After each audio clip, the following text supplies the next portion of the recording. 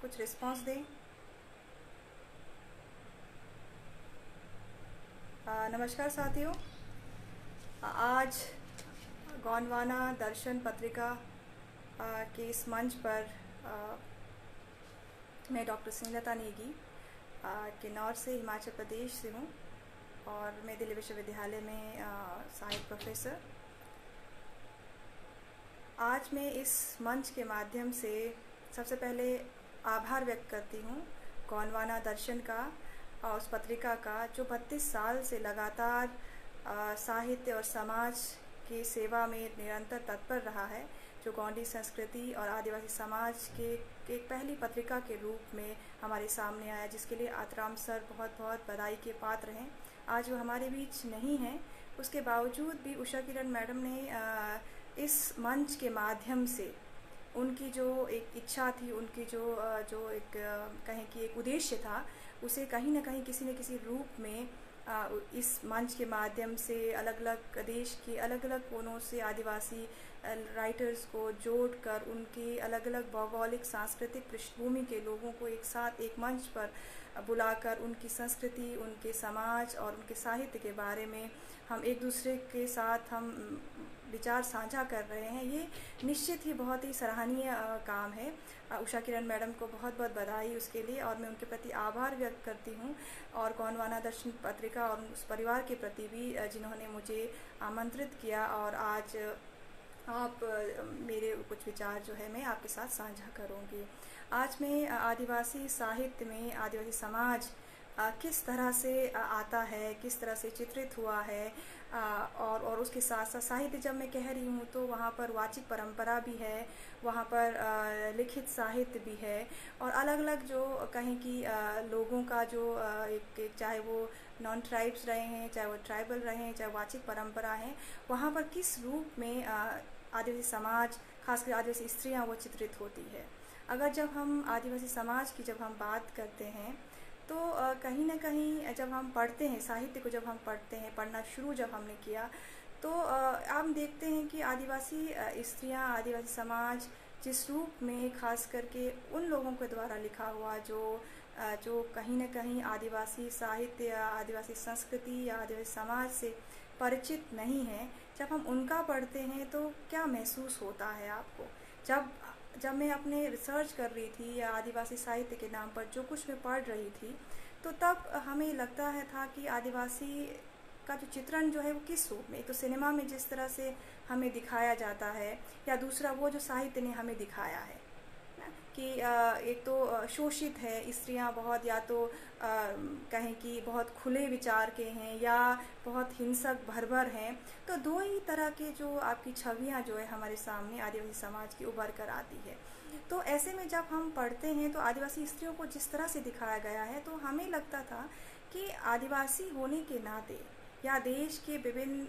कोनों में जो आदिवासी रह रहे हैं, उनको जब हम देखते हैं या उनके बारे में हम जब जितना जानते हैं, तो वहाँ तो आदिवासी स्त्रियाँ, आदिवासी समाज के लोग ऐसे नहीं हैं जिस तरह से साहित्य में दिखाया गया है। तो उस वो हमें डाइजेस्ट नहीं होता है जब हम पढ़ते हैं। तो हमें लगता है कि नहीं, ये तो वो समाज नहीं जिस समाज में हम रहते हैं, या अन्य जो आदिवासी जो समुदाय के जो लोग देश के अलग अलग हिस्सों में रहते हैं, उनकी छवि इस तरह से नहीं है। तो और दूसरी तरफ से जब हम आदिवासी वाचिक परंपरा में जब जाते हैं, या आदिवासी लेखकों द्वारा लिखे हुए या आदिवासी समाज को जिन्होंने आत्मसात किया है, उनके द्वारा हम लिखे हुए साहित्य को जो हम पढ़ते हैं, तो वो एक अलग छवि वहाँ पर उभरती है कि वहाँ की स्त्रियाँ किस तरह से श्रम की इम्पोर्टेंस वहाँ पर है, किस तरह से वहाँ के लोग एक सामूहिक और सहजीवी जो जीवन और दर्शन के प्रति जो इनका जो विश्वास है, वो समाज हमें दिखाई देता है। तो ऐसे में ज़रूरत है कि हम किस तरह से इन साहित्य को हम देखें, इन समाजों को हम देखें। तो इसलिए ज़रूरी है कि सबसे पहले जो मैं चाहती हूँ कि किस तरह से हमें एक वाचिक परंपरा की तरफ जाने की ज़रूरत है ना। कि हम जब कहते हैं ना कि अभी कईयों का ये मानना है कि आदिवासी साहित्य तो क्या है कि अभी अभी लिखा गया है, लेकिन जिस तरह से गोंडवाना दर्शन का जो पत्रिका जो निकलती 32 साल से लगातार आदिवासी साहित्य और संस्कृति के प्रति वो हमेशा तत्पर रहा है, तो ये मतलब ये इस पे विचार करने की ज़रूरत है कि आदिवासी साहित्य आज उभरा नहीं है, बल्कि आज से कई वर्षों पहले से ही आदिवासी साहित्य लिखा जा रहा था। आदिवासी साहित्य पर, आदिवासी समाज पर लोग बात कर रहे थे, लेकिन मुख्यधारा के साथ उसका परिचय उस रूप में नहीं था। जब आज आदिवासी चाहे स्त्रियां लिख रही हैं, चाहे वो लेखक हैं, तो वो उस अपरिचय के दीवार को तोड़ती है। एक तरफ आदिवासी लोगों के लिए कहा जाता है कि वो बहुत ही अंतर्मुखी हैं, है ना, और एक तरफ दूसरी तरफ ये कहा जाता है, जब स्त्रियों की जब बात आती है या कुछ फोटोग्राफ्स की जब बात देखते हैं हम म्यूजियम्स में, तो वो बिल्कुल एक खुले विचार, एक कहें कि एक रोमानियत से भरपूर हमें वो चित्र देखने को मिलते हैं। तो ऐसे में जो कॉन्ट्राडिक्टरी जो कहें कि एक चीज़ें जो हम देखते हैं, तो वो कहीं ना कहीं समाज का एक कहें कि बेहतर जो परिचय जो है वो नहीं दे पाता है। इसे ज़रूरी है कि आप बेहतर परिचय अपने समाज का आप कैसे देते हैं, आप बेहतर परिचय किस रूप में आप उसे देते हैं। तो आवाज़ नहीं आ रही है?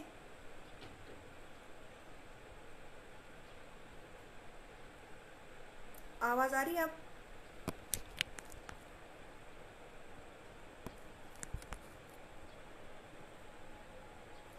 आवाज़ आ रही है? कमेंट में आया है कि आवाज़ नहीं आ रही है करके।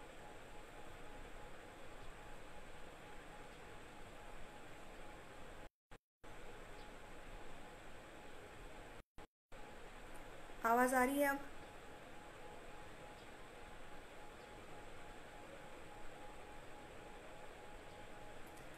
तो इसलिए ज़रूरी है कि हम जो आदिवासी समाज को जिन्होंने बेहतर तरीके से समझा है, या हम वाचिक परंपराओं में जाकर या उन आत्मकथाओं के माध्यम से उसे हम समझे, उसे जो जिस इस समाज से जो परिचित नहीं है वो उससे परिचय करें। जैसे मैं एक उदाहरण के तौर पर, जैसे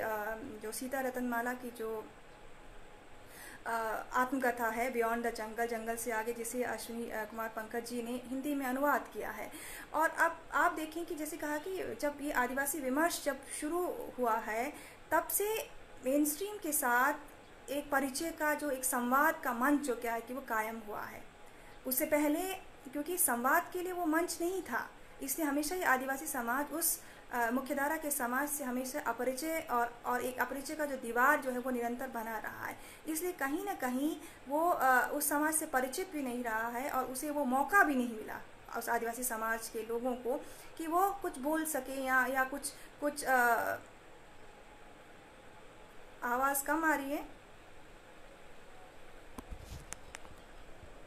तो वो उस समाज के जो बेहतर जो संकलन जो है वो किस रूप में आए। तो ज़रूरी है कि हम आदिवासी लोग एक जैसे ये जो मंच गोंडवाना दर्शन मंच है, अन्य जो मंच आदिवासी मंच है, ये मंच जो है उस एक बाहरी जो समाज और आदिवासी समाज के बीच एक बेहतर तालमेल स्थापित करने में एक महत्वपूर्ण भूमिका जो है वो अदा करती है। इसी प्रकार मैंने कहा कि जैसे आत्मकथाएँ हैं,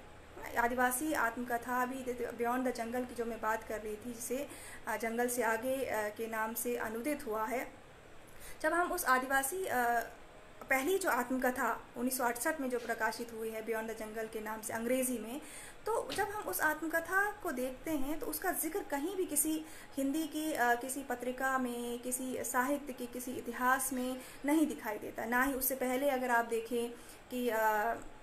अली सिक्का की कहानियाँ आती है, बेहतरीन से बेहतरीन कहानियाँ उनकी आती है, लेकिन कहीं कोई परिचय जो है हमें वो दिखाई नहीं देता है। तो ये आप देखें कि किस तरह से साहित्यिक स्तर पर भी, साहित्य में भी आप देखें कि बेहतर रचनाएं होने के बावजूद भी आदिवासी समाज की जो रचनाएं हैं, आदिवासी साहित्य को वो दर्जा या वो स्टेटस नहीं मिला है, वो स्थान नहीं मिला है जो स्थान उन्हें मिलना चाहिए था। अगर मैं बियॉन्ड द जंगल की बात करूँ, सीता रतनमाला की जो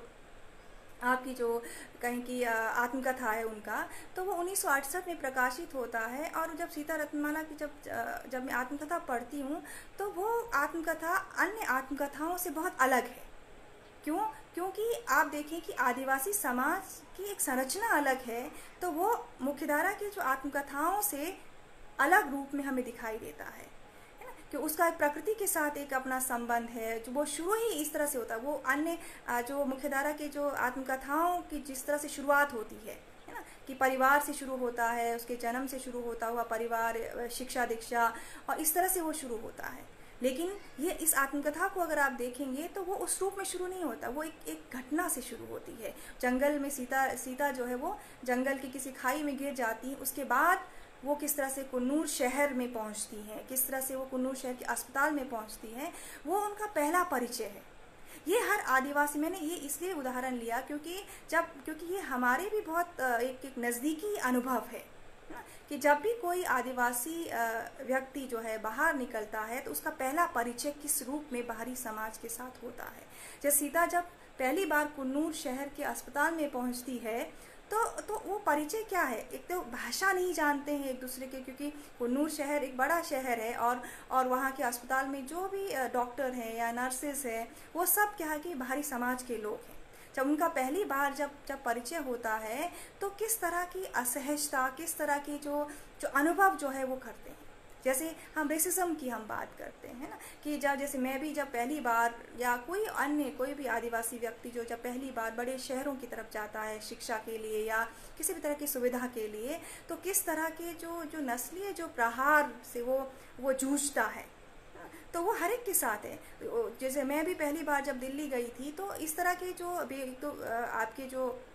फीचर है नैन नक्श, उसी से आपको पहले तो एक्सक्लूड किया जाता है। और उसी तरह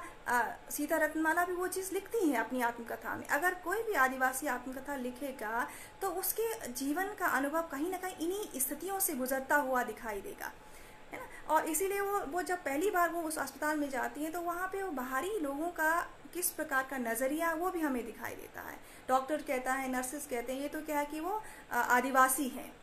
इरुला समाज के आदिवासी है, इन्हें ना तो भाषा आती है, और वो कहते हैं कि हम देखते हैं कि इस छोटे से जानवर को हम क्या बना पाते हैं। तो यहाँ पर आप देखिए कि एक छोटे से जानवर कहना किसी आदिवासी को, ये उस समाज की उस सोच और विकृत सोच की तरफ हमें दर्शाता है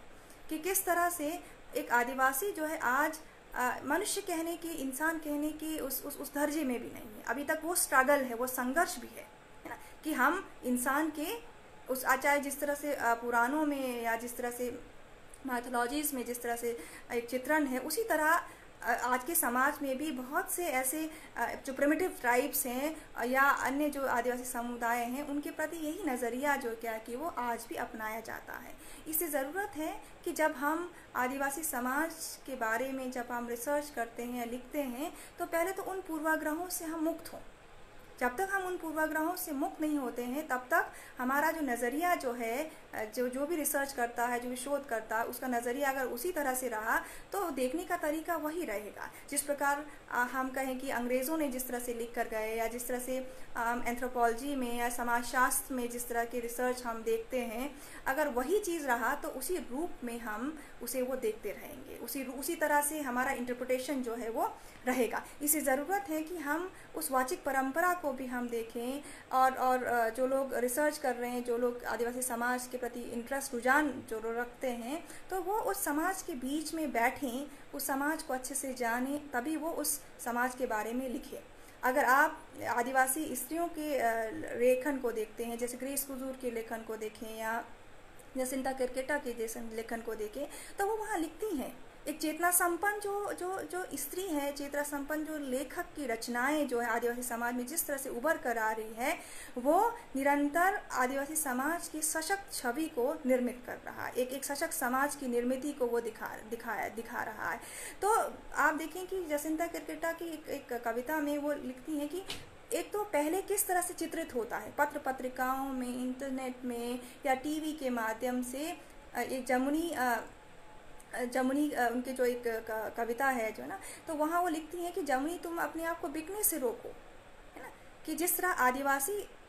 लोग, आदिवासी समुदाय म्यूज़ियम के एक शोपीस की तरह है, या कहें कि किसी पत्र पत्रिका की एक हेडलाइन में जहाँ पर शोषित है, बलात्कार हुआ है, या कहें कि पति से पिटकर, या क्या बड़े बड़े शहरों में बर्तन मांज रही हैं, या तो यही एक जो छवि जो है आदिवासियों की मेन स्ट्रीम में या पत्र पत्रिकाओं में हमें देखने को मिलती है। उसके अलावा उसकी सशक्त छवि कहीं भी उस रूप में हमें दिखाई नहीं देता है कि किस तरह से वो उजियारी बाई जैसी है या अन्य जो पर्यावरण को लेकर सशक्त हैं या पर्यावरण को लेकर सचेत हैं, तो ऐसे स्त्रियों की छवियां जो है क्या उस रूप में या प्रचार प्रसार जो है उस रूप में नहीं रहता। और जिस तरह से आत्मकथा सीता रत्नमाला की है, वो उनकी चर्चा जो है नहीं होती है। अगर ऐसी रचनाओं की अगर चर्चा होती है तो निश्चित तौर पर आदिवासी समाज की स्थितियां बदलेगी। अगर जिस तरह से रचनाएं आ रही हैं धीरे धीरे, अगर जनी शिकार को अगर आप देखें तो स्त्री क्या है कि वहाँ पर शिकार पर भी जा रही हैं। स्त्री वहाँ पर कहें कि कोई आंदोलन है, कोई विद्रोह है, उसके प्रति वो आगे बढ़कर उस समाज में एक अभिन्न हिस्सा जो वो निरंतर निभा रही है। और दूसरी तरफ से अगर हम बियॉन्ड द जंगल में अगर आप देखते हैं कि जो अनुभव सीता जब स्कूल जाती हैं, उसके बाद अगर हम उस इंसिडेंट के बाद वो धीरे धीरे वो देखती हैं कि बाहर निकलकर शिक्षा कितना महत्वपूर्ण है। जब वो स्कूल जाती है, स्कूल जाने से पहले जब ट्रेन से लेकर हॉस्पिटल तक की जो उनकी यात्रा जो होती है स्कूल जाने तक की, तो वो दो ही चीज़ें वहाँ पर सीखते कि मेरी शिक्षा जो क्या है कि स्कूल में पहुँचने से पहले ही हो जाती है। एक वो कि वर्ग और जाति, वो दो चीज़ें जो क्या कि दिखती तो नहीं है, लेकिन क्या कि कहीं ना कहीं बहुत हज़ारों तरीके से क्या है कि उसकी संरचना है, उसके हथकंडे अलग अलग हैं, किस तरह से अपनाया जाता है। जब वो अपने जो पहनावा जो इरुला समाज की समुदाय की स्त्रियाँ जो पहनती हैं, वो जब पहनती हैं तो किस तरह से लोग देखते हैं और किस तरह से उन पर टीज़ करती हैं। और स्कूल में जब पहुंचती हैं, बोर्डिंग स्कूल में, वो पहली आदिवासी स्त्री होती हैं इरुला समाज की जो बाहर निकल कर किसी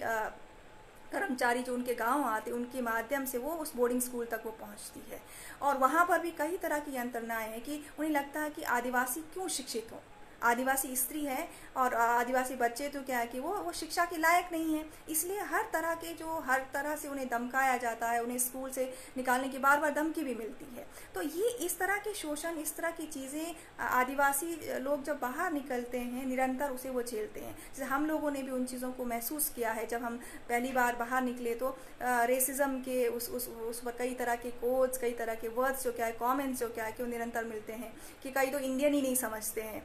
चाहे वो नॉर्थ ईस्ट के लोग हों, चाहे वो हमारे पहाड़ी क्षेत्र के जो इस तरह के फीचर्स के लोग हैं। तो इसलिए ज़रूरी है कि उस मानसिकता को बदलें कि एक यूनाइट, हम भारत की अगर बात कर रहे हैं या विकास की अगर बात कर रहे हैं, तो किस तरह से आप आदिवासी समाज के प्रति नज़रिया बदलते हैं, उसके बाद ही आप उसे जोड़ पाएंगे। जब तक नज़रिया नहीं बदलेगी तब तक वो बदलाव भी नहीं होगा। और दूसरी तरफ से जब आदिवासी स्त्रियों की जब हम बात करते हैं, खास करके साहित्य में भी या वाचिक परंपराओं में भी हम बात करते हैं, तो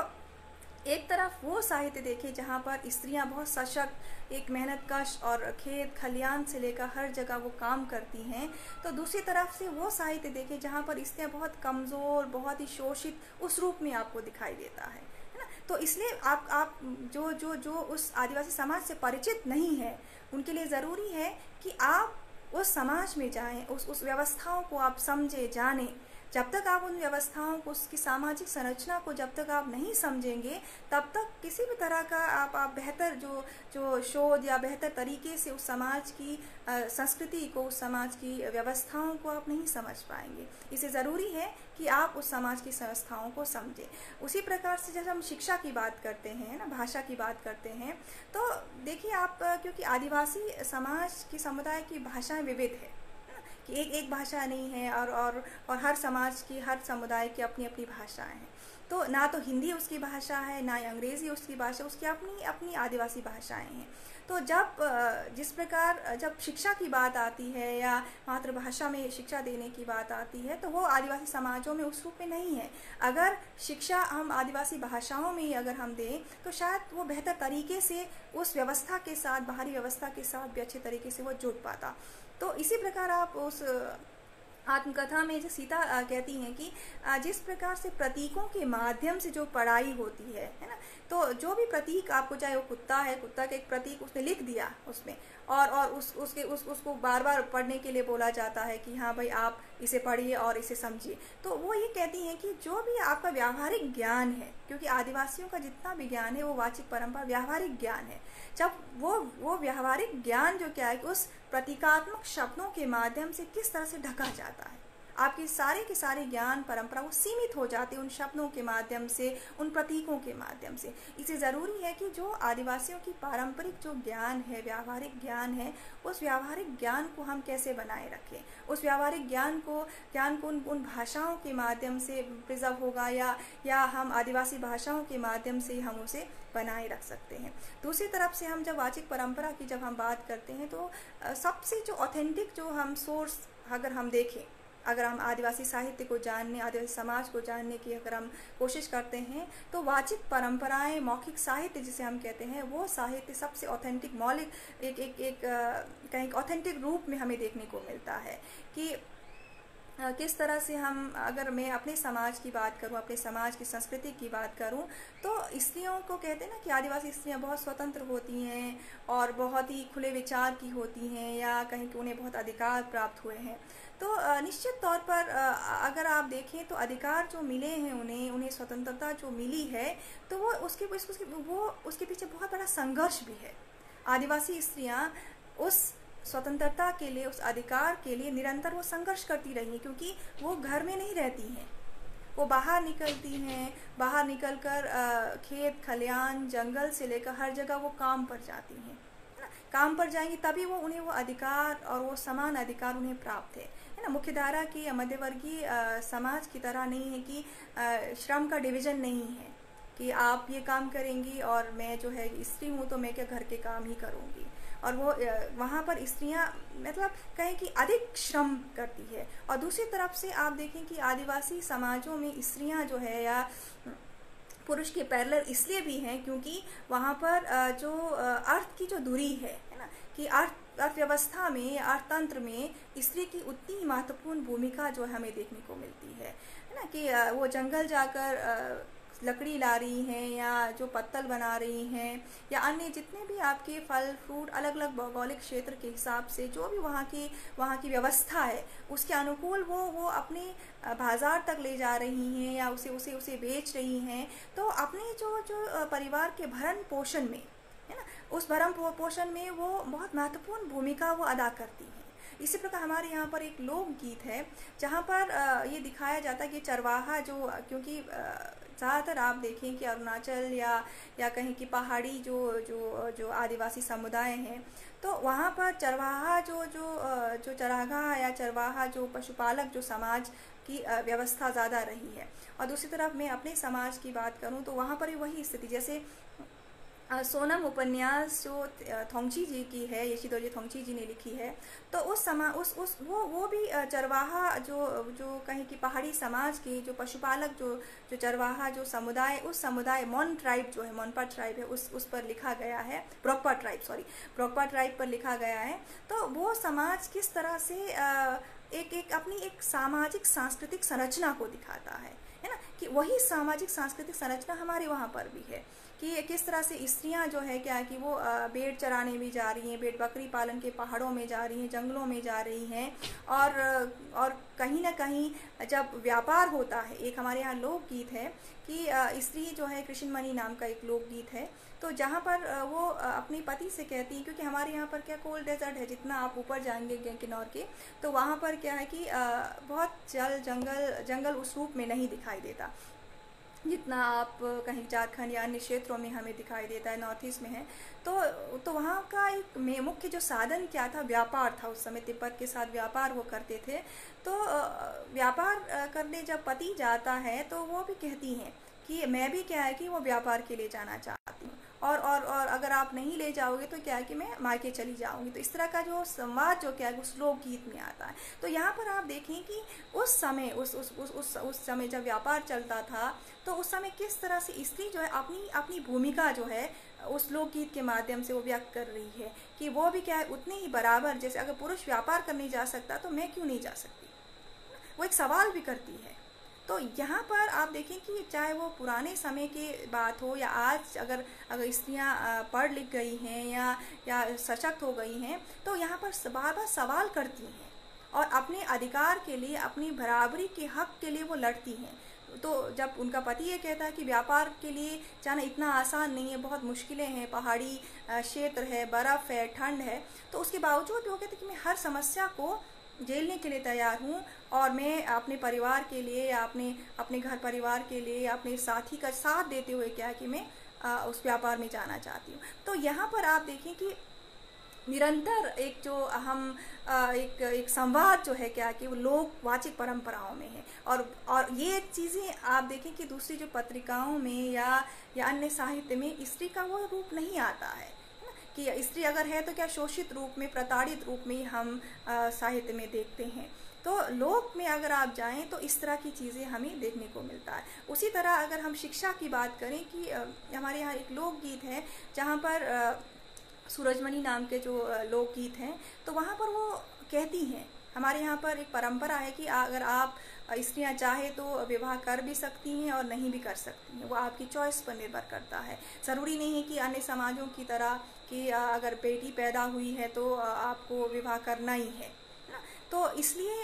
वो लोकगीत ये दर्शाता है, चित्रित करता है कि वो ये कहती हैं कि मैं तो क्या कि पढ़ना चाहती हूँ ना, विवाह नहीं, उनके लिए विवाह का प्रस्ताव आता है और वो मना कर देती हैं। तो अपने माता पिता से कहती हैं कि मैं विवाह नहीं करूँगी क्योंकि मुझे पढ़ना है और मैं पढ़ना चाहती हूँ। और मुझे लगता है कि उस समय हमारे चीनी जो उसमें हेडक्वार्टर था, वहाँ पे एकमात्र स्कूल हुआ करता था। तो कहती हैं कि मैं वहाँ उस स्कूल जाना चाहती हूँ और उस स्कूल में सुना है कि शिक्षा जो है वो अच्छी है, इल्म जो है अच्छा है,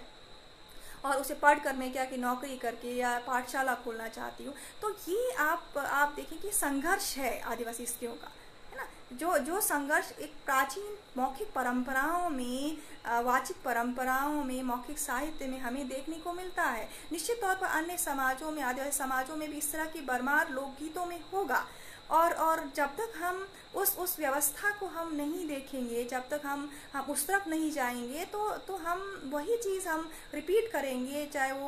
वो पुराने, चाहे वो अंग्रेज़ों ने लिखा हो, चाहे वो समाजशास्त्र के जो लोगों ने, बाहरी लोगों ने जिस तरह से हमें दिखाया है, या अन्य समाजों को जिस तरह से उसका परिचय दिया है आदिवासी समाज का, तो हम उसी समाज उसी रूप में हम उसे इंटरप्रेट करेंगे। इसलिए ज़रूरी है कि उस अच्छे इंटरप्रिटेशन के लिए हम उस मौखिक साहित्य की तरफ लौटें और उस साहित्य को हम पुनः एक रिव्यू करें, किस तरह से आज के कॉन्टेक्स्ट में हमारे समाज में कितना बदलाव उस वाचिक परंपरा को देखते हुए आज के समाज में हमारे यहाँ पर हुआ है। तो आज अगर हम देखें क्योंकि उस समय का जो लोकगीत है, जो शिक्षा की जो बात कर रही हूँ मैं, तो वो उस दौर की शिक्षा की बात कर रही हैं जब वहाँ पर एकमात्र स्कूल हुआ करता था। लेकिन आज अगर हम देखते हैं तो पूरे हमारे जो समुदाय में स्त्रियाँ बहुत शिक्षित हैं, स्त्रियाँ बहुत आगे निकल गई हैं। लेकिन उसके बावजूद भी आज भी जब लौटती हैं, तो क्योंकि आप आदिवासी समाज की ये प्रवृत्ति है, आदिवासी मनुष्य की, इंसान की ये प्रकृति है कि वो हमेशा अपनी प्रकृति से जुड़ाव महसूस करता है, वो अपनी प्रकृति से हमेशा जुड़ा रहता है। और चाहे आप कितने भी आगे बढ़ जाते हैं या चाहे आप कितने भी क्या कहते हैं अच्छे पोजीशन पर आप आ जाते हैं, लेकिन प्रकृति के साथ उसका जुड़ाव कभी ख़त्म नहीं होता है, कभी लगाव ख़त्म नहीं होता है। और वो उसके प्रति वो पूजा, उसके प्रति एक आत्मीय संबंध उसका निरंतर रहता है। तो आज अगर मैं देखती हूँ कि जितने भी आदिवासी समाजों में जब वो अपने समाज में लौटते हैं या अपनी उस व्यवस्था की तरफ देखते हैं, तो निरंतर उस ज़मीन के प्रति, उस प्रकृति के प्रति, अपने जल जंगल के प्रति वही आदर का भाव, वही अटूट रिश्ता वो क्या है कि वो निरंतर कायम वो रखा हुआ है। आज हम देखें कि अगर कोई घर लौटता है, अपनी ज़मीन और अपने जंगल की तरफ लौटता है, तो वो उसी तरह से वो जुड़ाव महसूस करता है, उसी तरह से श्रम के प्रति वो श्रद्धा का भाव निरंतर हमें देखने को मिलता है। और इसी प्रकार से कृष्णनाथ जी का एक मैं उसका अक्सर जिक्र करती हूँ, कृष्णनाथ जी की यात्रा साहित्य किन्नर धर्मलोक में लिखते हैं वो वहाँ के बारे में कि वो देखते हैं कि कहते हैं कि यहाँ पे जो क्या कि लोग बहुत ही सीधे और सरल हैं, और दूसरी तरफ से चाहे वो कितने भी पोजीशन पर हों, उनमें किसी प्रकार का कोई अहम का भाव नहीं है ना, निष्कपट हैं। और वो एक गांव का जिक्र करते हैं, वो कहते हैं कि मैं जा रहा था और एक व्यक्ति जो है क्या गधे पर वो लाद कर पत्थर ढो रहा था, मिट्टी ढो रहा था। तो बातचीत से लगा कि थोड़ा पढ़ा लिखा है, तो जब पूछने पे पता चला कि वो तो क्या है कि किसी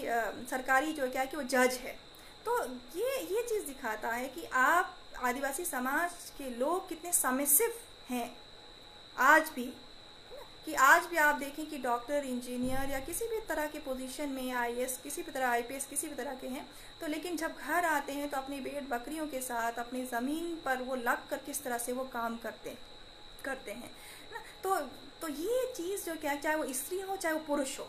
है ना, तो कहीं ना कहीं समता का भाव जो क्या है कि वो हमें वो ज़मीन से जुड़ने के भाव के माध्यम से भी हमें वो मिलता है। जैसे मैंने स्त्रियों की बात कही थी, जैसे विवाह वहाँ पर अनिवार्य नहीं है, बहुत सारी ऐसी स्त्रियाँ भी हैं जो अविवाहित भी रहती हैं, और जब बेटी पैदा होती है तो भी उस तरह से दुख नहीं है ना। तो मैं आजकल पिछले दिनों गाँव में थी, तो हमारे एक रिश्तेदार हैं, तो वो कहते हैं कि बहुत से ऐसे लोग हैं जो बेटी की चाह रखते हुए बच्चा पैदा करते रहे हैं, है ना। तो वो ये कह रही थी कि मैंने सोचा कि मेरी बेटी होगी करके मेरे 3 बेटे हो गए। तो ये आदिवासी समाज में ही हो सकता है कि जहाँ पर बेटी की चाह रखकर, और हमारे गांव में ही एक उदाहरण भी है कि उनका वो जब उनकी बेटी होती है तो वो अपने गांव में पूरे सबको दावत देते हैं, और देवता बुलाया उन्होंने, हमारे गांव में ही है, तो देवता बुलाया उन्होंने और सबको दावत दिया गांव के लोगों। जबकि लड़कियां पैदा होती वो दावत उस रूप में नहीं दिया जाता, लेकिन फूल देने का या खुशी मनाने का, मिठाई बांटने का, ये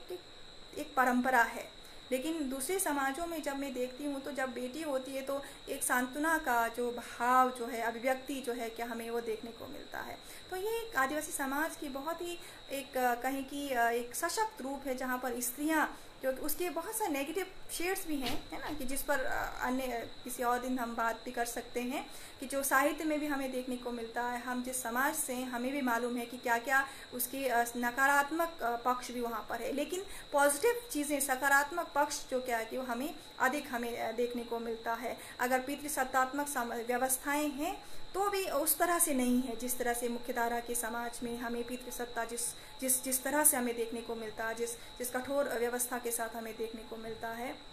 उस रूप में हमें नहीं दिखाई देता है। उसी तरह से हम अगर विवाह की बात करें, अगर आदिवासी समाजों में, तो विवाह की अगर आप बात करते हैं तो एक सबसे अच्छी चीज़ हर आदिवासी समाज में है वो कि लड़की को दहेज नहीं लिया जाता, वहाँ पर उल्टा जो क्या है कि वो वधू मूल्य वहाँ पर चुकाया जाता है। जैसे हमारे यहाँ पर भी है कि लड़का जो है कि लड़की ढूंढ कर जाता है ना, कि लड़की जो क्या, लड़की के माँ बाप जो क्या कि लड़के ढूंढ कर नहीं जाते कि हाँ हमारी बेटी बड़ी हो गई है, विवाह के लायक हो गए, तो मतलब बिचौले हैं या हम ढूंढने लग गए कि हाँ कि हमारी बेटी की शादी के लिए कोई लड़का खोजो। तो हमारे यहाँ पे बिल्कुल विपरीत है ना, कि लड़की है तो अगर मेरी शादी हुई तो लड़के वाले ढूंढ कर आए, कि लड़के वालों की तरफ से प्रस्ताव पहले आया कि अच्छा आपकी बेटी है, या जान पहचान भी है, या कहें कि अगर आप पहले से जानते हैं, तब भी वो पहले एक पूरे रस्म रिवाज के साथ एक शराब का बोतल लेकर पूरे तरीके से उस पर खतक लगा के, घी लगाकर, मक्खन लगाकर, वो पूरे एक पारंपरिक एक नियम के अनुसार वो आपके घर आते हैं और वो पूछते हैं, है ना, कि हमें आपकी बेटी का हाथ चाहिए करके। तो ये एक आदिवासी समाज में ही वो हो सकता है जहाँ पर स्त्री के प्रति वो सम्मान है ना, कि आप किसी को अगर आपके घर ले जा रहे हैं तो पूरे सम्मान के साथ पहले आप मनाने जा रहे हैं उनको, है ना, आप पूछने जा रहे हैं आप भेजेंगे या नहीं भेजेंगे। वो स्त्री की परिवार या स्त्री की अपनी मर्जी है, आप उसे रिजेक्ट भी कर सकते। बहुत से ऐसे भी हुए हैं कि बोलने जाते हैं तो उन्होंने मना कर दिया, तो किसी प्रकार का कोई अपमान का भाव वहाँ पर नहीं है ना। वो स्त्री की अपनी एक चॉइस है, अपनी इच्छा है ना। पुराने ज़माने में एक अलग तरीके से भी होता था कि जब पसंद आया तो एक खींच कर ले जाने का एक परंपरा भी रहा था, लेकिन आज वो परंपराएं उस रूप में नहीं है। लेकिन आज जितने भी विवाह होते हैं तो वो पूरी तरीके से बोल कर एक अच्छी रजामंदी के साथ स्त्री की इच्छा के अनुकूल वो शादियां होती है। और दूसरी तरफ से जब शादी होती है तो दहेज तो नहीं लिया जाता है, लेकिन उल्टा जो क्या है कि स्त्रियों को लड़की जो जाती है उसके प्रति वधूमूल्य चुकाया जाता है। जैसे हमारे यहाँ पर है कई तो जैसे लड़के के घर की कुछ ज़मीन, कुछ घर जो क्या है कि उसके नाम पर नहीं होता है, लेकिन उसे पोनो भी तो कहते हैं हमारे यहाँ पर, तो वो उसे देते हैं। और ताकि इसलिए देते हैं क्योंकि वो एक ताउम्र जो क्या है कि वो अगर मान लो उनके बीच नहीं बना, उनके विचार में मतभेद हो या कुछ उनकी शादी नहीं टिकी, तो अगर स्त्री चाहे तो क्या है कि उस घर में उसके हिस्से की जो पोनोबितो जो दिया गया है उस पर वो अपना गुजारा कर सकती है। या कई आजकल एक नया ट्रेंड शुरू हुआ है कि अच्छा पैसा जो है डिपॉजिट कर रहे हैं कि लड़की के नाम पर इतना पैसा जो है लड़के वाले लगाएंगे। तो कहीं न कहीं ये स्त्री को कहीं न कहीं एक सुरक्षित करता है स्त्री के जीवन को, उसकी व्यवस्था को। तो ये परंपरा से चली आई एक उसकी नियम है आदिवासी समाज की, जहाँ पर स्त्रियां अपनी तरीके से जीवन जीने के लिए संघर्ष भी करती हैं और उस संघर्ष में पैरेलल रूप में वो चलती हैं। दूसरी तरफ से एक जो मुझे अपने समाज में बहुत अच्छा लगता है कि जैसे शादी होती है, विवाह होता है, तो लड़के वाले जितने आते हैं, बारात मान लो बारात में 100 लोग आ गए, लड़के वाले 100 लोग लेकर लड़की को लेने आ गए, उससे ज़्यादा दुगना अगर 100 आए 200 250 तक क्या कि वो लड़की को छोड़ने जाते हैं अगले दिन, या आजकल तो उसी दिन हो जाती है जिस दिन सुबह बारात आई, शाम को जब वापस आ जा रहे हैं लड़के के घर, तो उससे दुगना जो लोग जो हैं लड़की वाले के जितने भी रिश्तेदार हैं सब लोग लड़के वाले के घर छोड़ने जाते हैं। 200-250 जितने भी लोग आते हैं, तो जब जाते हैं तो वहाँ पर जब विवाह का गीत गाया जाता है ना, तो विवाह का जब गीत गाया जाता है तो बहुत ही प्यार से, शायद ही किसी समाज में ऐसा हो कि विवाह में जब जाते हैं तो जो रस्म होता है उसके बाद एक नृत्य वहाँ करते हैं। उसके बाद जब उसमें दूल्हा भी होता है, दुल्हन भी होती है और बाकी जितने भी लोग उनके साथ गए वो सब एक पारंपरिक नृत्य जो है, पारंपरिक जो विवाह का जो गीत जो गाया जाता है, उस गीत का आशय ये है, उस गीत में ये गाया जाता है कि अगर वो उस घर की जो ससुराल वाले जो है लड़के के जो माता पिता है उनको समझाया जाता है उस गीत के माध्यम से कि जो वहाँ की जो सास है, जो ससुर है या अन्य जो सदस्य हैं, वो कहते हैं कि बहू को चिड़िया के बच्चे के रूप में, एक प्रतीकात्मक रूप में, सिंबॉलिक रूप में वो रखते हुए गीत गाती हैं कि जिस तरह अगर आप उस चिड़िया के बच्चे को अगर आपने प्यार करना नहीं सीखा है ना, प्यार करना नहीं सीखा और उसे अपनी तरफ करना अगर आपको कला आप में नहीं आया, तो उस चिड़िया को गोद से निकलते हुए देर नहीं लगेगी, है ना। तो ये उस बहू के लिए कहा गया, चिड़िया जो क्या बहू के रूप में है कि वो उस चिड़िया की तरह है, अगर आपने उसे प्यार से अपना नहीं बनाया, अगर उसके साथ नरमी के साथ प्यार से आपने पेश नहीं आया, तो वो उस चिड़िया को जाते हुए देर नहीं लगे। उसे ज़रूरी नहीं है कि इसमें बंद कर रहना है, वो अपनी इच्छा उसकी है तो वो क्या उड़ कर क्या कि वो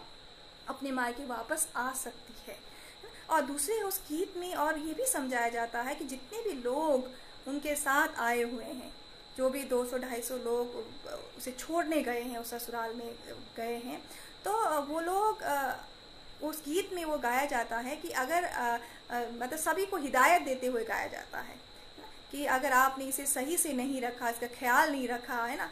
अगर इसे तंग किया गया तो क्या है कि हम जितने भी लोग इसके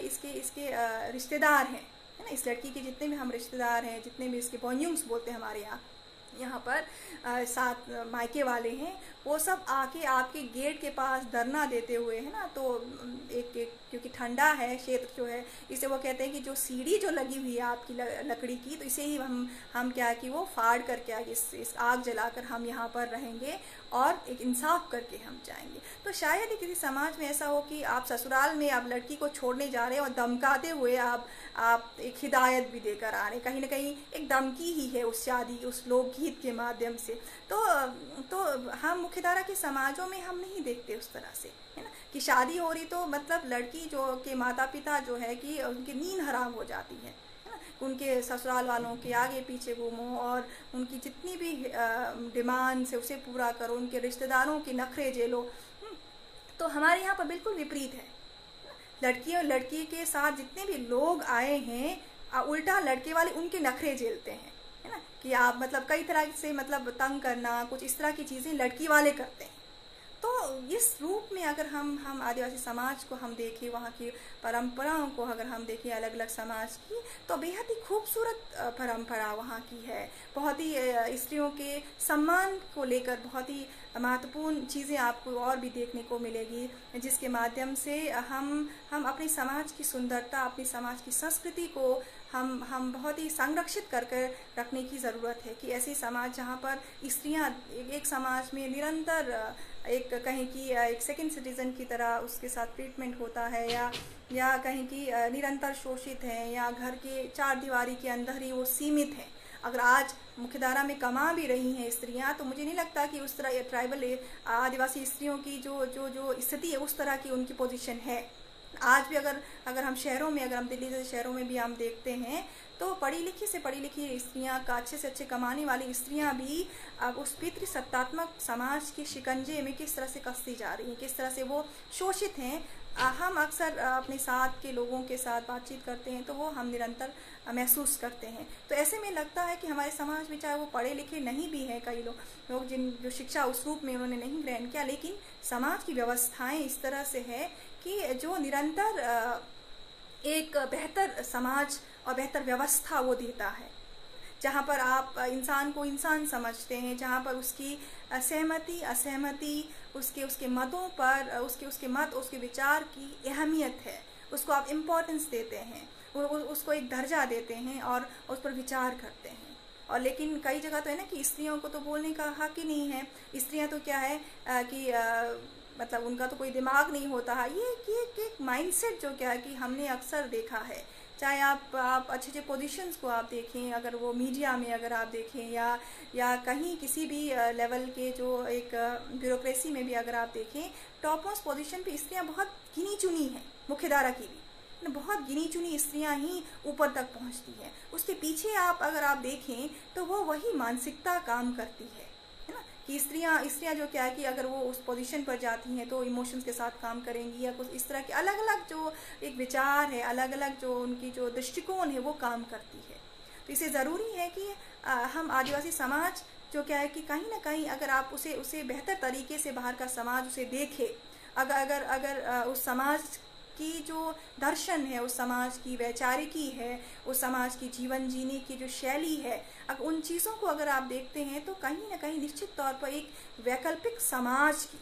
है ना, एक बेहतर समाज की पॉसिबिलिटी जो है क्या कि वो पूरे समाज समुदाय को वो दे सकता है। लेकिन एक कहें कि दुर्भाग्य की ये बात है ना, कि हम दुर्भाग्य ये कहेंगे कि आदिवासी समाज की तरफ देखने की कोशिश नहीं करता है। आज भी अगर आप देखें कि जितने भी हम बात करते हैं या जितनी भी हमारे जो चर्चाएं होती है, तो आदिवासी समाज की जो भी चर्चाएं होती है या जो भी गोष्ठियां होती है, उसमें गिने चुने ही बाहर के लोग होते हैं, और ज़्यादातर आदिवासी लोग आपस में ही संवाद जो क्या निरंतर वो बना रहे हैं। इसे ज़रूरी है कि जब आप बाहर के समाज में, जब उस समाज के प्रति एक बेहतर नज़रिया अपनाता हुआ, एक स्वच्छ दृष्टिकोण के साथ अगर आप चीज़ों को देखने की कोशिश करें, तो हर समाज से हम कुछ ना कुछ सीखते हैं। ये नहीं कि हम मुख्यधारा के समाज में बहुत सारी चीज़ें जिससे हम सीखते हैं, या हमारे समाज की बहुत सारी चीज़ें हैं, संस्कृति है, उसकी जीवन शैली है, जिससे क्या है कि पूरे समुदाय को, पूरे विश्व को एक बेहतर समाज एक दे सकता है, एक विकल्प के तौर पर वो दे सकता है। इस रूप में हम उसे देखते हैं। दूसरी तरफ से अगर आप देखें कि जैसे आदिवासियों में कहते हैं ना कि गोंडुल प्रथा की बात होती है, या बगोरिया है, हमारे यहाँ पर भी हम जोमसिमी करके परंपराएं हमारे यहाँ पर रही है, जिसमें हम भी हिस्सेदारी रहे हैं, हमारा भी हिस्सा रहा। तो वो समाज, क्योंकि पुरखों की वो परंपराएं कितनी महत्वपूर्ण और कितनी एक कहें कि खुले सोच के साथ उसे बनाया गया है। मैं आज सोचती हूँ उस चीज़ को, जबकि उस व्यवस्था, उन परंपराओं के प्रति, उन प्रथाओं के प्रति हमेशा एक नकारात्मक छवि जो है, नकारात्मक दृष्टिकोण जो है, पत्र पत्रिकाओं में जब मैं पढ़ रही थी तो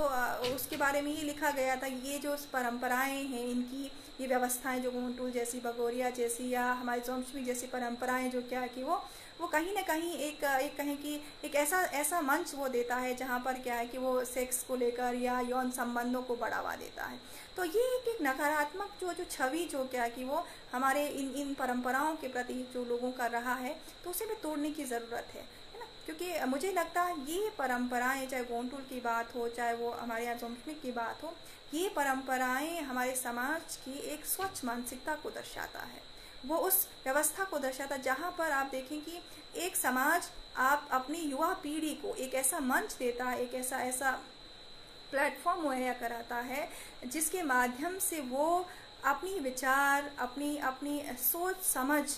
ना जब विकसित होने लगता है तो वो किस तरह से दूसरों के साथ साझा करना सीखता है। और साथ ही साथ अपनी जो कहीं की एक सेंस ऑफ रिस्पॉन्सिबिलिटी की जो बात आती है वो भी वो एक मंच वो प्रदान करता है। और गोंडटूल में अलग अलग तरह की जो जो ट्रेनिंग जो है वहाँ पर उसकी रहती है। और हमारे यहाँ की जो जो जोमशविक में उसी उम्र के लड़के भी आ रहे हैं, उसी उम्र की लड़कियां भी आ रही हैं, नाचना गाना और अन्य और संवाद जो है क्या कि वो हो रहा है। इसी तरह का एक लोकगीत हमारे यहाँ पर है ठाकुर मुनि के नाम से। तो उस लोकगीत में यही चीज़ है कि किस तरह से एक स्त्री जो है जब 17-18 जो उसकी सहेलियां हैं वो मिलते हैं तो अपनी सुख दुख की बात वो कैसे साझा करती, चाहे वो शादी विवाह होती उसके बाद वो मिलते हैं तो ससुराल में किस तरह से वो संघर्ष में है या किस तरह से दुख है या किस तरह की खुशियां हैं, तो वो अपने गीतों के माध्यम से वो अभिव्यक्त करती है। तो यहाँ आप कहें कि आदिवासी समाज ऐसी व्यवस्थाएं जहाँ पर आप सुख दुख एक साथ मिलकर जब साझा करने लगते हैं तो वहाँ पर किसी प्रकार का कोई डिप्रेशन, कोई अन्य बीमारियाँ नहीं है। जो आप देखें ना कि आप शहरों में, बड़े बड़े शहरों में जहाँ पर एक दूसरे से बात नहीं करते हैं, जहाँ पर आप अपनी मन की बात दूसरे के साथ साझा नहीं कर सकते हैं, तो वो अंदर ही अंदर घुट रहा है। अंदर ही अंदर कई तरह की जो बीमारियाँ जो क्या कि वो उसको घेर लेती है। और आदिवासी समाजों में इस तरह की बीमारियां, इस तरह की डिप्रेशन, इस तरह की अकेलापन का भाव वहाँ पर नहीं है, क्योंकि समाज जो कि सामूहिक रूप में वहाँ पर जी रहा है। सामूहिकता के साथ उसका एक गहरा बाउंडिंग जो क्या है कि वो निरंतर हम देखते हैं। इसलिए ज़रूरी है कि हम किस तरह से उस व्यवस्था के साथ जुड़ते हैं। और दूसरी तरफ से एक और जो हम बात कहें कि जैसे फूलों के लिए जो एक महत्वपूर्ण जो आदिवासी समाजों का रहा है, चाहे वो मोरपंख के प्रति जो लगाव है, या हमारे यहाँ पर हम देखते हैं कि फूलों का हर उत्सव है ना, जितने भी उत्सव आते हैं फूलों के साथ जुड़ा हुआ है। और फूल जो क्या है कि प्रतीकात्मक रूप में एक खुशी को जाहिर करने का, अपने आप को अभिव्यक्त करने का एक प्रतीक भी है, सिंबल भी है। तो इस रूप में हम देखें कि एक उत्सव धर्मी जो लोग हैं, जहाँ पर नृत्य, गीत, संगीत उसका एक विशेष महत्व जो क्या है कि वो जो हर आदिवासी समाज में निरंतर वो रहा है। तो इसी रूप में हमारे यहाँ पर एक दूसरी जो चीज़ है कि शादियों में जैसे बहुत ही एक कहें कि वाद्य यंत्र जो है, उन वाद्य यंत्रों की भी अपनी एक विशेषता है, खासियत है। और जो एक बहुत ही एक संगीतात्मकता के साथ, सम्मान के साथ जब बेटी का विवाह होता है तब भी क्या बहुत ही बैंड बाजा जो पारंपरिक जो वाद्य यंत्र है उस वाद्य यंत्र को बजाते हुए उसे छोड़ने जाते हैं। सिर्फ लड़के की शादी के लड़के के साथ ही नहीं होता, जो लड़की वाले भी हैं तो उनके लिए भी एक महत्वपूर्ण जो आयोजन जो क्या है कि इस रूप में वहाँ पर दिखाया जाता है। दूसरी तरफ से जब विवाह की जब बात होती है तो ये ज़रूरी नहीं है कि परंपरा में हमारे यहाँ पर रहा है कि विवाह में बंधे रहना ज़रूरी नहीं है, कि अगर आपका नहीं बन रहा है तो मन नहीं है तो अगर आप उसे विवाह विच्छेद भी आप कर सकते हैं। वहाँ पर एक लोकल हमारे यहाँ पर कहा जाता है हारी प्रथा, हमारे यहाँ पर कहा जाता है, या शिंगटिक जैसे हमारे यहाँ बोलते हैं कि जैसे अलग होना, मतलब लकड़ी तोड़ना बोलते हैं उसे, जैसे हमारे लोकल भाषा में सिंग ठामा बोलते हैं। तो उसी तरह से हारी प्रथा भी वहाँ पर रहा है हमारे यहाँ के लोक परंपराओं में, कि उस पर एक गीत भी है ना, कि एक गीत है यहाँ पर, तो उसमें के पदमदास नाम का एक गीत है जिसमें वो गीत ये लोक परंपरा में दिखाता है कि अगर स्त्री कहती है कि मैं तो किसी और के साथ मेरा विवाह हुआ है, लेकिन पदमदास जो है वो उस स्त्री को पसंद करता है और वो भी करती है, तो वो कहते हैं कि अगर जो मेरा पति है वो क्या है कि आपको मार देगा, तो वो कहती है कि कोई बात नहीं, कहती कि मैं हारी प्रथा, हारी मतलब कि मूल्य चुकाना, जो वधु मूल्य जो पहले वाले पति ने चुकाया है तो वही मूल्य जो क्या है कि वो जो जिससे वो दोबारा विवाह कर रही है तो उसे वो चुकाना पड़ता है। तो वो गीत ये दिखाता है, दर्शाता है कि हार देकर मतलब कि वो हार मतलब वो उसका मूल्य देकर, पेनल्टी देकर क्या कि वो स्त्री जो क्या कि वो किसी और के साथ वो विवाह कर सकती है। तो यहाँ पर कोई बहुत हाय तौबा नहीं है कि हाँ भाई कि अगर आपके बीच नहीं बन रहा है तो भी आपको उसी व्यवस्था के अंतर्गत वो बने रहना है। आप उस सिस्टम से आप बाहर निकलने की भी यहाँ पर प्रावधान है, अगर कोई निकलना चाहे तो। तो इस तरह के जो एक कहें कि लोकतांत्रिक जो एक हम जिसे कहें कि समाज व्यवस्था में जहाँ पर मनुष्य की अहमियत, मनुष्य की खुशी अहमियत रखता है ना। वो परंपराएं, वो रीति रिवाज इतना इम्पोर्टेंट नहीं है जितने कि इंसान इम्पोर्टेंट है, और उस इंसान के साथ साथ उसकी परंपराएं वो बदलती है। हम अपने समाज में ही हम देखते हैं कि बहुत सारी ऐसी परंपराएं जो थी, जो पुराने समय में उसकी ज़रूरत थी, लेकिन वक्त जैसे बदलता है उसके साथ साथ उन परंपराओं की भी ज़रूरत नहीं रही है, और उसे खास करके स्त्रियों की इनिशिएटिव के माध्यम से उनको तोड़ने में, उन रीति रिवाजों को ख़त्म करने में गाँव की जो स्त्रियां हैं, गांव की महिलाएं हैं, उनकी पहल बहुत महत्वपूर्ण रही है ना। कि हमारे यहाँ पर गोयने कहते हैं उसे, उनका अपना एक स्त्रियों, घर की महिलाओं का, गांव की महिलाओं का अपना एक अलग समुदाय है, अपना एक ग्रुप है ना, अलग अलग वार्ड्स के अंतर्गत। तो वही डिसाइड करती, निर्णय लेती हैं कई सारी चीज़ें कि जो परंपरा में शादी के कुछ नियम हैं, या जन्म या मृत्यु को लेकर कुछ संस्कार है जो रूढ़ हो चुकी हैं, उन्हें बदलना चाहिए। तो वो स्त्रियां खुद आगे आकर बदलती हैं, वो एक नियम बनाती हैं, अच्छा आज से ये नियम जो क्या है कि वो नहीं होना चाहिए। तो समाज में कुछ सहमति असहमति हर समाज में होती है, लेकिन उसके बावजूद भी उनकी जो निर्णय है, उस निर्णय का सम्मान जो क्या है कि वो समाज करता है, और इसी तरह से बदलाव जो क्या है कि वो दिखाई देता है। तो ये ज़रूरी है कि हम ये देखते हैं कि हमारे समाज में, आदिवासी समाजों में, तो स्त्री की जो भूमिका जो समाज के बदलाव में भी महत्वपूर्ण रहा है। चाहे वो अर्थ की भूमिका जितना महत्वपूर्ण है, उसी तरह समाज के मूल्यों को डिसाइड करने में, समाज के नैतिक मूल्यों या समाज के नियमों को बदलने में, समाज की परंपराओं में नया जोड़ने में, है ना। चाहे वो लोक गीतों में, चाहे वो परंपराओं में, चाहे वो किसी भी तरह के नियमों में बदलाव में, स्त्रियों की भूमिका बहुत महत्वपूर्ण रही है। स्त्रियां बहुत बढ़ चढ़कर उन्होंने हिस्सा लिया है ना। तो हमें अपने गांव में ही देखती थी, हमारे यहाँ पर एक ज़माने में होता था, हम जब छोटे थे तो जब कोई मरता था तो हमारे यहाँ पर जौ जो है, बारले जिसे कहते हैं, तो वो जौ जो है वो सबको बांटना पड़ता था। गांव में अगर 500 लोग हैं तो मतलब उन सब को एक ब्रे करके, हमारे यहाँ पर एक होता ब्रेखंग कर, उसके हिसाब से वो हर परिवार में 15 लोग हैं तो 15 वो ब्रेखंग जो है क्या उनको देना पड़ता था, तो काउंट करके। तो जिसके पास है उस समय, मान लो मरना तो कभी भी आ सकता है, ज़रूरी नहीं कि मतलब वो मौत बोल कर नहीं आती है ना, वो कभी भी आ जाएगी। तो ऐसे में जिसके पास होगा वो तो ऑल ऑफ द सडन निकाल कर दे देगा बारले जौ जो है ना। तो लेकिन जिसके पास नहीं है, जिसके पास कम खेत है, या जिसके वजह से सर्दियों में किसी की मृत्यु हो जाती है, या आपके पास बंदोबस्त नहीं है, तो अचानक से आप इतना सारा जौ इकट्ठा नहीं कर पाएंगे आप, है ना। तो उन सब चीज़ों को, और भी ऐसी बहुत सारी त्योहारों को लेकर परंपराएं हमारे यहाँ पर थी। तो गाँव की जो स्त्रियों ने मिलकर, है ना, जब वो देखा गया कि हाँ एक समय में था कि लोगों को नहीं था खाने के लिए, तो वो जौ जो डिस्ट्रीब्यूट होता था पुण्य के नाम पर, तो उससे कहीं ना कहीं भरण पोषण भी हो रहा था, पुण्य भी कमा रहे थे। एक कंसेप्ट था, ये एक विचार था उनका उसके पीछे। लेकिन आज कहते हैं कि उसका कोई रेलेवेंस नहीं है। अगर आज कोई मरता है तो जौ किसी के पास नहीं है तो वो कैसे वो उसे देगा, है ना। जो गरीब व्यक्ति है तो वो नहीं उसे प्रोवाइड कर सकता, नहीं उतना जुटा पाएगा। तो जो अमीर है वो तो दे देगा, जिसके पास है वो तो दे देगा। तो ऐसे में समाज में सभी के लिए समान जो नियम बने, सभी समाज में सभी समान रूप से एक सम्मान के साथ जी सके, इसलिए उन नियमों में भी बदलाव जो कि स्त्रियों ने ही किया है। इसी तरह शादी के भी बहुत सारे जो परंपराएं थी, जो लगा कि हाँ वक्त के साथ बदलना चाहिए, तो उन्होंने बदला है। तो इस रूप में हम देखें कि आदिवासी समाज को जानने समझने के लिए, उसे बेहतर तरीके से हमें अगर जानना है, तो हमें उन वाचिक परंपराओं की तरफ हमें जाने की ज़रूरत है। उन वाचिक परंपराओं को प्रिजर्व करने की भी ज़रूरत है, क्योंकि उन वाचिक परंपराओं में ही जितने भी आपके ज्ञान है, आदिवासियों का ज्ञान परंपरा है, उनके चाहे वो आयुर्वेद है, चाहे वो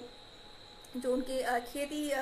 किसानी की जो ज्ञान है ना, अ, तो ये सब चीज़ें उनकी परंपराओं की जो ज्ञान है वो सब चीज़ें हमें वाचिक परंपराओं में हमें देखने को मिलता है ना। कहानियों में, उनके लोकगीतों में, मुहावरों में, लोकोक्तियों में उनके, है ना। तो इन सब को देखने की, परखने की ज़रूरत है। उन पे एक व्यापक स्तर पर शोध की भी ज़रूरत है, और जिसके माध्यम से हम निश्चित तौर पर बेहतर तरीके से एक आदिवासी समाज के जो भौगोलिक क्षेत्र पर एक डिफरेंस है ना, उन सबको हम एक प्लेटफॉर्म पर लाकर हम उन्हें देख सकते हैं, उन्हें समझ सकते हैं, बेहतर तरीके से हम प्रेजेंट कर सकते हैं। मुझे लगता है कि समय हो रहा है, और अगर आपके कोई सवाल हो तो आप कमेंट करके आप कह सकते हैं, आप पूछ सकते हैं, और मैं कोशिश करूँगा। और दूसरी तरफ आप चैट बॉक्स में भी आप डाल सकते हैं, जिसके माध्यम से मैं आपको आंसर कर पाऊँ। बहुत बहुत धन्यवाद आप सबका। आप सब ने मुझे बहुत धैर्य के साथ सुना, और निश्चित तौर पर मैं कहूँगी कि गोंडवाना दर्शन पत्रिका पुनः वो एक अच्छा प्लेटफॉर्म जो क्या है कि आदिवासी लोक संस्कृति, उसकी समाज साहित्य को पुनर्जीवित करने में पुनः इनिशिएटिव करेगा, और इस तरह के मंच जो क्या निरंतर आदिवासियों के बेहतरी के लिए, आदिवासी संस्कृति को प्रिजर्व करने की, उसकी भाषा को लेकर भी वो रिसर्च वो निरंतर कर रहे हैं, उसके लिए भी बहुत बहुत शुभकामनाएं। और इसी तरह से हम भविष्य में भी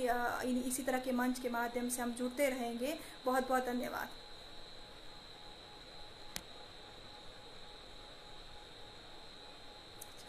एक प्रकाश सलेम जी का